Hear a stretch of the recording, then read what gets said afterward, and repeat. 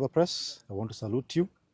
Today I stand before you using one of the most powerful tools given to us by the Constitution, the freedom of expression and communication. The role of the media as a guardian of truth and transparency is critical now than ever. Since June 2024, our beloved nation has faced immense political and social upheavals following the introduction of the widely rejected finance bill.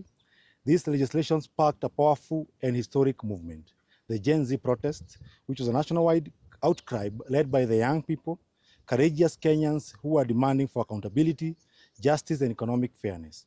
At the height of the crisis, amid grave human rights violations marked by rampant police brutality and abuse of power, the Kenyan public looked to one institution for hope, the legal profession. Lawyers, often called the voice of the voiceless, rose to the occasion. Under the banner of the Law Society of Kenya, we witnessed an extraordinary mobilization of legal professionals who offered pro bono legal aid and stood in solidarity with victims of state repression. I want to take this chance to sincerely thank my fellow members of the Law Society of Kenya.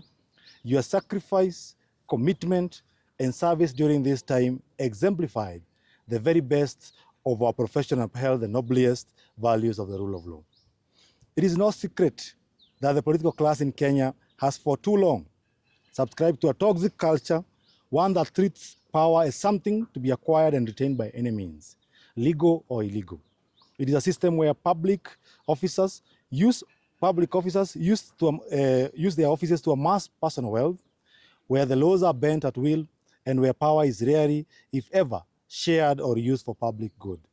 We all witnessed the shocking violence unleashed on peaceful Gen Z protesters in 2024 and 2025.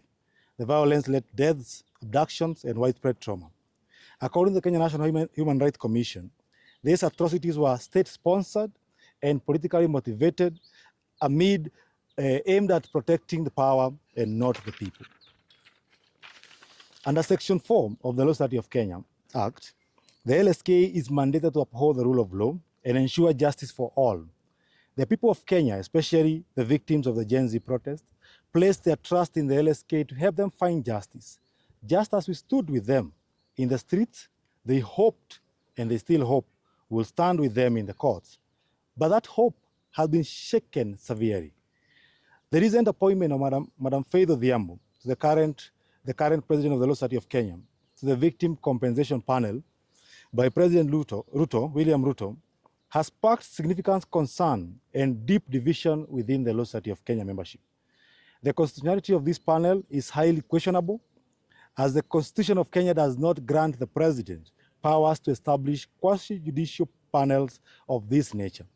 Many see these as opportunity of appointment as an attempt by the executive to co-opt and neutralize the independence of the Law Society of Kenya. This is a classic case of state capture, which is in progress. We have seen this happen in Parliament, we have seen this happen in judiciary, and now it's in the Law Society of Kenya. As members who truly believed in the rule of law and justice for victims, we view this appointment as a betrayal of the values we sought to uphold. It undermines the credibility of the society at the time when victims need us the most. I stand here alone today, not because I am the only one who holds this view, but because many of my colleagues in council have received threats to their lives for daring to speak out. These threats have been engineered by state agents in council, and they are meant to silence dissent and stifle the pursuit for justice for the victims of the Gen Z protest. I am fully aware of the risks that comes with me speaking out today, but I will not be intimidated.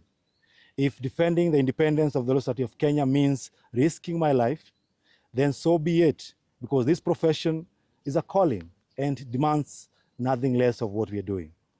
I know many Kenyans feel let down by the LSK. I understand the frustration, anger, and disappointment directed toward the legal profession at this critical time. But let me assure you, all is not lost. There are still many dedicated and courageous members within the LSK who are actively pursuing justice through public interest litigation and advocacy. These are the voices that I choose to represent today.